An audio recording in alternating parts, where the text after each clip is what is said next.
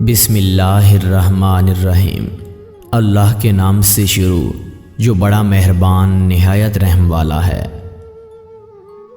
جو شخص اللہ کے حضور عاجزی اور انکساری اختیار نہ کرے وہ کبھی بھی عزت نہیں پا سکتا۔ بھوکے رہو کیونکہ بھوک تقوی کی علامت ہے۔ وہ شخص ریاکار ہے جو اللہ سے مال و دولت، حسن و خوبصورتی اور حکمت حاصل کرنے کے باوجود بھی ان نعمتوں کا حق ادا نہ کرے۔ جب اللہ کو اپنے بندے کی کوئی ادا پسند آ جاتی ہے تو اسے لمحوں میں قرب کی وہ منزلیں طے کروا دی جاتی ہیں جو بڑے بڑے عابدوں کے لیے باعث رشک بن جاتی ہیں۔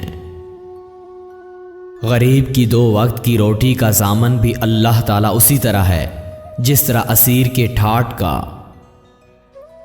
حقیقی حسن و جمال وہ ہے جس پر گناہ کا دھبا نہ لگے۔ گناہوں کو پاک کرنا ہے تو میری 4 شرطیں مان لو۔ نمبر 1، جب تم خدا کی نافرمانی کرو تو اس کا رزق مت کھاؤ۔ نمبر 2، جب تم خدا کی نافرمانی کرو تو اس کے ملک سے نکل جاؤ۔ نمبر 3، جب تم خدا کی نافرمانی کرو تو ایسی جگہ چلے جاؤ جہاں خدا تمہیں نہ دیکھ سکے۔